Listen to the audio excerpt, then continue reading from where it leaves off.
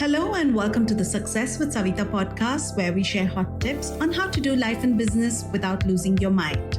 I'm your host, Savita Nanjappa, entrepreneur, high-achieving 9-to-5er turned transformational success coach, helping you create a wildly successful business. Come hang out with me and other fabulous humans like you every week for stories and chats packed with a healthy dose of tips, resources, how-tos, and real talk. Side effects may include a happier and more confident you with each passing day. Hi, and welcome back to the Success with Savita podcast. As you know, in the last few series, if you've been listening in, I've been talking about success, and these are lessons that I have learned either from reading, watching, observing in my own personal life and from people around the world about what leads to success and what is it. If you had to distill it, what are those specific set of actions that actually lead to success? And as I'm recording this, I've just celebrated my 22nd wedding anniversary on September 6th. And I wanted to reflect on that because when we talk about success, it's not just in the workplace, but it's also about success in your personal relationships, because that also leads to impacting your mindset in the right way or negatively when things don't go well. And personal relationships can be friendships, partnerships in business and work, extended families, as a parent with your children, the relationship that you have with your children, and of course, one of the most important relationships that you can have, which is with your spouse and your partner in life. On this 22-year anniversary, I want to look back and reflect on the lessons that I have learned and what has helped my marriage sustain 22 years later, enough that I actually, we were talking, me and my husband were talking, we were like, wow, 22 years has gone by and it's gone by really fast and it's just, flown past.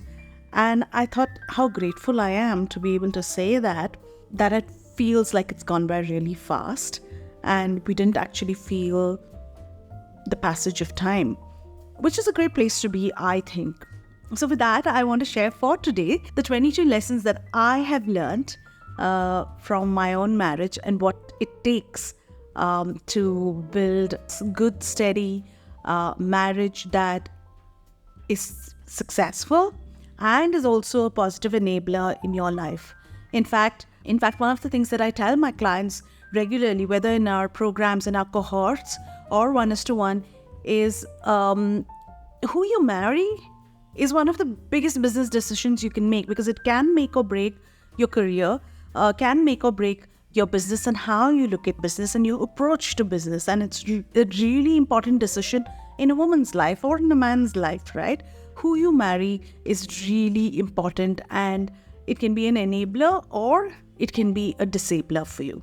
And I'm not saying that the lessons that I've learned are the only ones, but these are what I have personally felt has contributed to a successful partnership so far.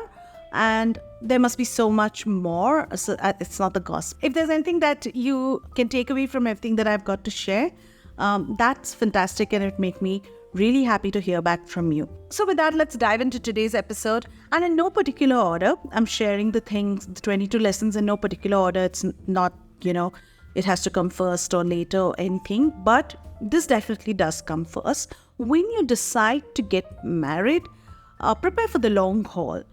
Don't look at your marriage as just something that, you'll figure out when you get there, or, you can only see what the next couple of years will look like, but really set the foundation and prepare to, step in for the long haul. And I think that's more of a mindset thing rather than, it's not a life decision, but it's more of a mindset thing where you're saying, yeah, I know I'm in this for the long haul and I'm willing to give it my best shot. And so that's number one. Two is when you just know. And, I've spoken to so many people when we're working together as well, and they're talking about their love lives, and they're like, how do you know, or how do you decide? The fact is, the universe is always working in your favor. And so if you learn to listen to your gut, you just know when you know who this right person is, when the time is right, when the person is right, when everything, it's all about, it falls into place quite magically. The right person, the right time, the right phase in your life, usually it all just falls into place and you just know that this is the person for you. This is your person, right? Number 3 for me is allow time. While you know, allow time to guide you. Allow time for you to get to know each other, because I don't believe that any relationship where you're deciding on a big deal like marriage, you shouldn't be in a haste to, quickly settle down and this is the time. I know many friends who have said, I met this person and we're hitting all the right buttons and it's all working out and this is the person, I know it in my heart, and it's just been 3 months, I know it. It's fantastic if you can have that level of clarity and confidence in your relationship, but my personal observation has been that it's best to kind of give yourselves time to get to know each other and allow time to be your guide and not necessarily jump into things quickly. That's really something that's a big no-no. So just don't dive into things, right? Number 4 is know that there are going to be ups and downs. That's something that people don't prepare for. They're like, I thought everything is always going to be great. This is not what I expected in a marriage. You are going to have differences. You are going to have fights. Even the best of people who also live together, have issues when they end up getting married, because there's so many different things that come into play when you're getting married, and especially Southeast Asian families, Indian families, we marry not just the person, but we marry into families as well, and there's so many dynamics at play. So you are going to have ups and downs, and I think you shouldn't let that become a deal breaker, but just know that we'll roll with it and figure out, and allow communication to lead you. Make sure that you're communicating right with each other and set the tone for that right from the beginning. So know that there are going to be ups and downs. Number 5, love is the foundation. Truly, yes, always. But also know that friendship matters. Your friendship with your partner really, that it's important. Affection, respect for each other, warmth, values, common values. What principles do you stand for?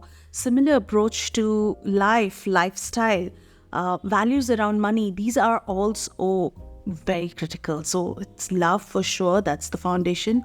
But there's so many other qualities. And these are some important ones, the ones that I've listed: values, principles, approach to life, approach to work ethic, life ethic, relationships, approach to relationships, values around money, values around family, values around partnership.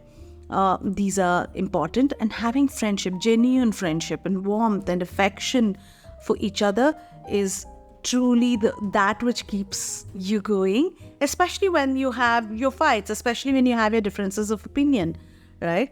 That's number 5 for me. Number 6 is work on your marriage like you work at anything. It's really important. Sometimes you take things for granted.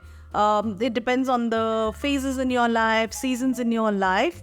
But is there a way that you can just check in with yourself every few months and ask yourself what kind of partner I'm being, and then have those conversations? If your partner is not contributing, make sure that you're not taking each other for granted. You've got to work at it. It's not that you're married and then, you're set for life. Yes, you are. Love changes, and the way you share love for each other changes. It may not be the same as when you're dating, but remember, when you were dating, you made time for each other and you prioritize your partner. You've kind of got to do that even in once you're married as well. Number 6 is therefore work on your marriage just like you work at anything. Number 7 is make time 1:1. I'm resharing this. It's important because you're going to have, let's say you're going to have a family, you're going to have extended families, you're going to have these events that you're going to as a in among your families. You just get caught up with it all. When children come, it gets even more busier. And sometimes you've got to, I've had to do this. I've got to stop myself and say, every time we're just having a conversation, when we talk, it ends up being something that we talk about either the house or our child or our dog. Where is the conversation about, hey, how are you doing? And Are you okay? One on one. And it's really important for you to hang out and go back to some of those interests that you had, even when children come and, you get completely busy and caught up. It's important to go back to the interests that you always had, that's something that you shared together. So make sure that even when the children come, you make time 1:1 for each other, even if it's once a week, a couple of times a month. It's important. It just helps you reconnect. Number 8 is be clear about your approach to family. Have the conversations so you know you're on the same page. And by this I mean, are you sure you want to, like, what's your approach to children? Do you want to have a family? Do you want to have kids together? Have that conversation well before you get married, not after. So you can avoid any dissonance and shocks if you're not on the same page, because by then it's a little late to be having that conversation. So I recommend having the conversation around children, whether you want it, how do you want to grow your family, well before you get married. Okay. Number 9, know your individual love languages, and this changes, right? Maybe when me and my husband, when we were dating, my husband was the person who would go out of his way. He would plan the dates. He would really come. He would pick me up before I went to college. All of this would happen. And the love language changes, right? When you get married. When we got married, it wasn't about that gift, really. I mean, that mattered, of course, to me. But besides that, the small little things that he did, it took me some time to understand that. But my husband would bring me my cup of tea in the morning. He's an early riser. I wasn't. Now I am. I'm forced to be because I have a child. But he would bring me the tea, and he still does. Most of the time, right? He brings me tea the moment I woken up.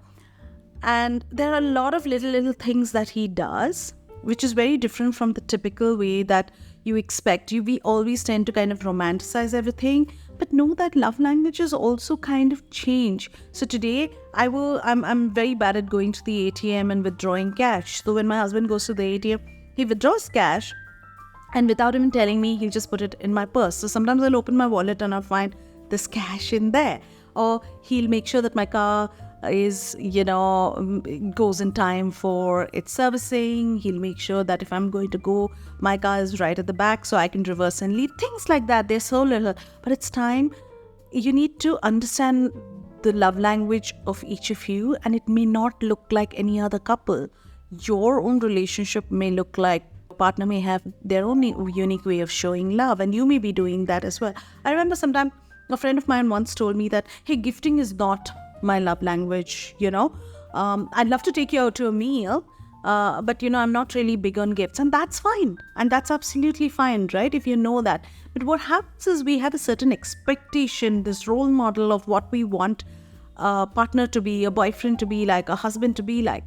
And then when they don't fit into that, they may not be doing that, but they may be doing so many other things that you may fail to notice while you're trying to fit them into a mold. So, know that each one has their own unique way of showing love, and that can change pre-marriage and post-marriage and post-children as well. So you just got to, you've got to be aware of that. Number 10 is continuing on the same, know that how you express love changes, which I've just explained. What it used to be before when you were dating is very different from what it can be once you're married, and that can change, and that's okay.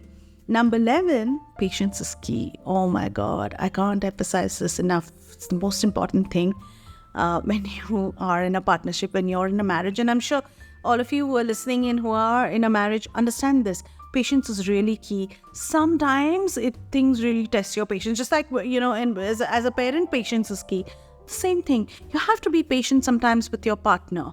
You have to allow some space. You have to allow them some time to come around to seeing things sometimes the way you do.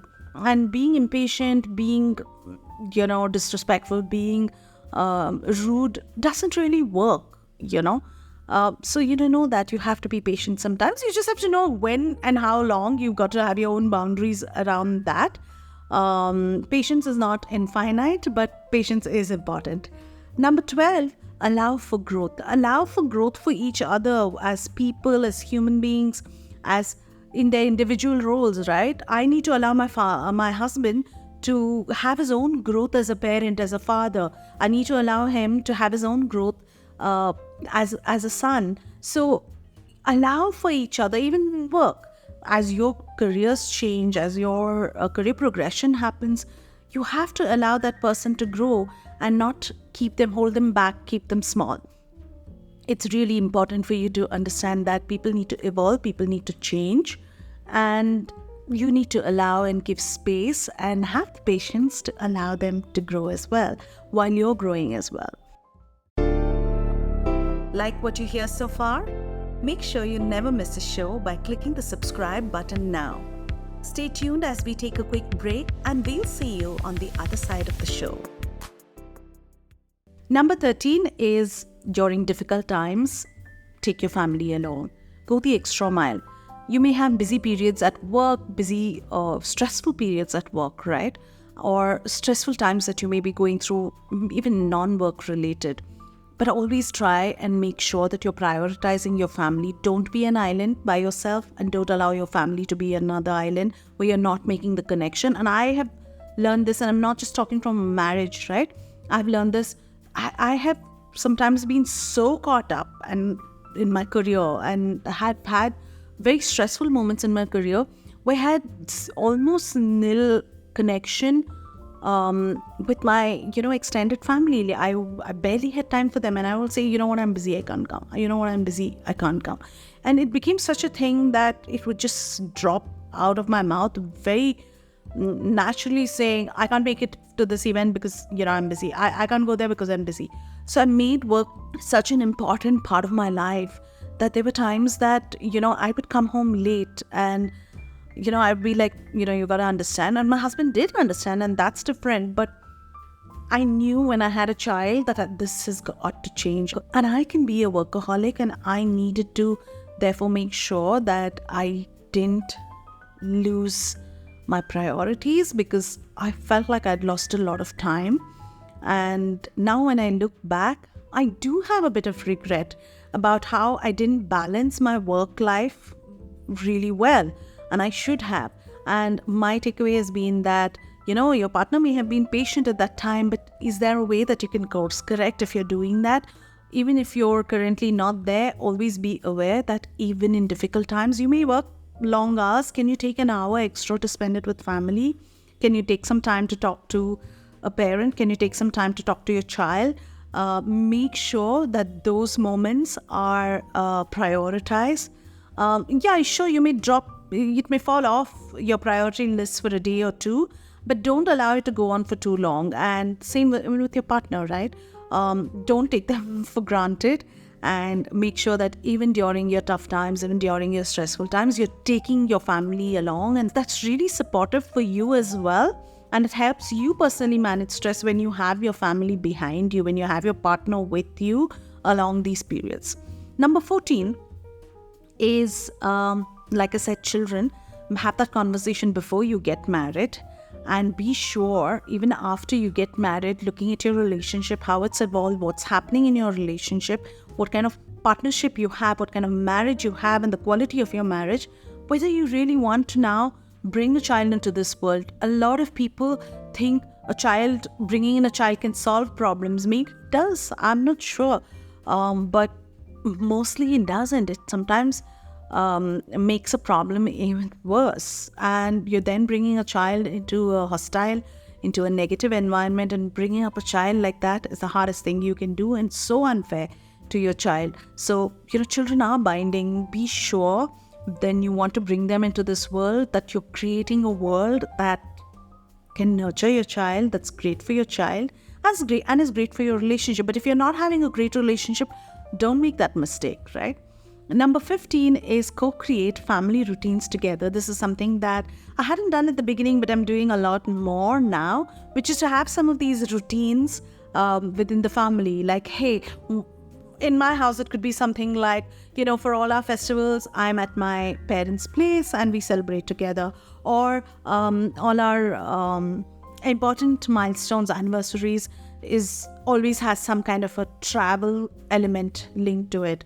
Or, Sunday breakfast is always together, or Sunday lunch is always together. Or we go out once a week on a Saturday night or a Sunday meal together as a family. So there are small little routines that you can, or there's movie night, right? You can put together, which is just so much about your family. This is something that your children are going to cherish. This is something that keeps the family unit engaged and lively, and something for you to look forward to, right? And makes life pleasurable. So set up these routines which are so unique to your own family. These are family routines. Everyone in the family knows that. Number 16, be clear about what your deal breakers are. If before you get married as well, right? This is really important for you to know that, hey, in my marriage, these are my deal breakers, and communicate that to your partner so they know what they are also getting into. It shouldn't be something that they didn't know before. And I feel like I had conversations with many clients, and some of my clients have had challenges around issues around the partner. It could be cheating, it could be something else, it could be some confusion around money.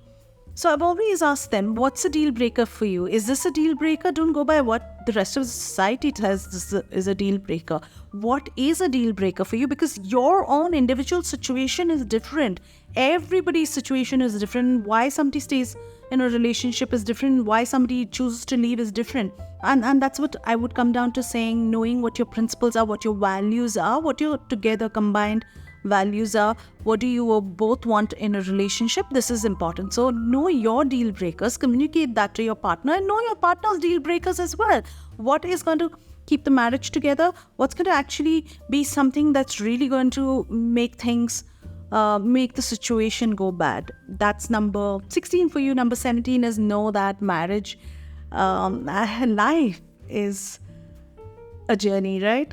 And in that path, you have your highs, you have your lows, you have your good times, you have your tough times, you have fun times, and you have your quiet times. One must respect that you're going to have these seasons and phases. Every day isn't a Sunday, and the same thing applies to a marriage, to a relationship. Every part of and how you grow as you age together, as your relationship matures together, this also continues to change, and it's something that you just need to have some awareness around. Number 18 is do your part, right? A lot of us are constantly looking to the other person saying they didn't do this, or they are doing this, or they are whatever, right? There's always going to be something that the other person is not doing right. Sure, you can communicate that. But often I find when I'm talking to a couple, I find, okay, but there are also so many things that you aren't doing as well, that you said you want to do, that you're interested to do, that you'd like to do. So you need to do your part before you can also have a similar expectation. And let me give you an example. I was once working with a client who was telling me how offended they were about their partner's friendship with someone from the opposite sex. And I had to ask them the question that you've been talking to me in all the past few sessions about someone else, that you have a very close relationship, which can be misconstrued. But now when your partner seems to have a friendship, you choose to have an issue. I'm not saying what I'm saying is right or wrong, right? And what I'm saying is the lens that you see your partner with, can you apply that same lens onto you and ask yourself, how are you standing up in terms of the expectation that your partner also may have from you?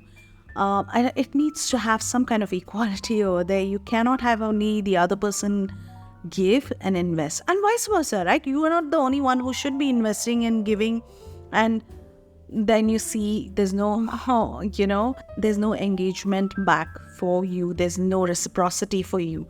And that's really important. I think do your part, and that's when your reciprocity can work. Respect your partner. If nothing, you've got to respect each other. And if there's no respect, that is number 19. If your situation is untenable, you're just not getting along, see if time apart helps give you perspective. If not, start working on your options. Peace is more important. If you don't respect your partner, you should let it go. Because once respect is gone, and you've got to work hard to make sure that you have the strength and you have the wherewithal to move on from the relationship. Number 19 is, if it becomes unbearable, that's why, then you kind of move on. Peace is more important for you, for your children, for the household, right? Stress has a huge impact on your health. We all know that. And relationships have broken many a number of people, whether in the health department or even leads to so many other issues, especially mental health related. And you want to find your peace. So make your peace. And figure out what your options are. Number 20 is on extended families. Extended families are hard work. In-laws, outlaws, whatever you want to call it, they are all hard work. You've got to see where you can make your peace. You've got to see where you can have some boundaries. Work with your partner on this. Let them know there has to be a little bit of give and take. And then if situation is, again, like I said, untenable, then you don't have your boundaries. You have your own way of interacting or not interacting with people. But I would say listen to what your partner also feels about this.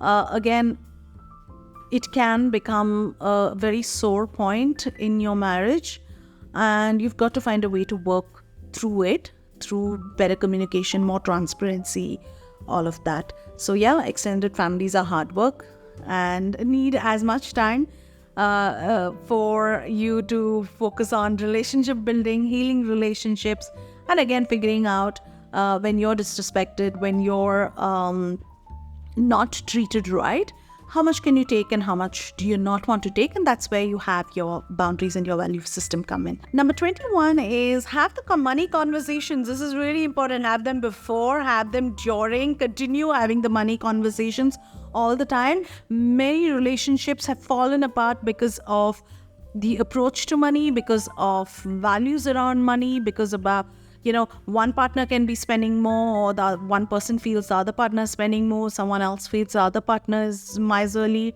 Whatever it is, have those conversations. Figure out what both of your approach to money is. It's important. It's a huge issue about your both of your relationship to money is really critical, and it's critical for the health of your relationship, right? Other things related to money include, work ethic, ambition, passion for work, how and what kind of work do you do, and all of that, right? So have those conversations well in advance and continue to have them during your marriage as well. Have healthy boundaries around money, around your own incomes, safeguarding your own interest, safeguarding the family money, planning profit goals together, planning how you're going to save, planning how you're going to plan your life. Spend your money, all of that, build your assets, things like that. Those are important, while also making sure that you are taking care of your own interests, right? And safeguarding your income, safeguarding your partner's income. It has to go both ways. Trust is important, of course, but also there are enough stories out there about how, blind trust has really brought people down to their knees. So go ahead, move ahead with caution, and make sure you all are transparent and communicative especially when it comes to money, assets, all of that. And finally, my last one, number 22, set goals together for growth, for your life together. How do you envision your life together? It's great to do monthly check-in, quarterly check-in, yearly check-in. Every year, new year goals. You can set them together as a couple. It can be something that you do together and say, this is what we want to do. This is what we would like to do this year, what we see in the next 5 years. And this can be from money to family to children to planning for the future to lifestyle to where you want to travel, all of this. Set goals together. It's something that will really help you grow as a couple, grow your relationship positively, and will set the tone for a great outcome at all times for you. And with that, those are my 22 lessons. I'm sure in the years to come I'll add more to this, but for now, these are things that came up for me as I was preparing. to record this podcast. I hope you like what you've heard. Thank you for tuning in. Let me know what you think. We'll see you on the next episode. Thank you for listening to the podcast. If you like this episode and you want more, you can go to the show notes on my website, which is successwithsavita.com/podcast. If you like what you've heard so far, I would be grateful to you if you could leave me a 5-star review, subscribe to this podcast, and share with a friend who may find this useful.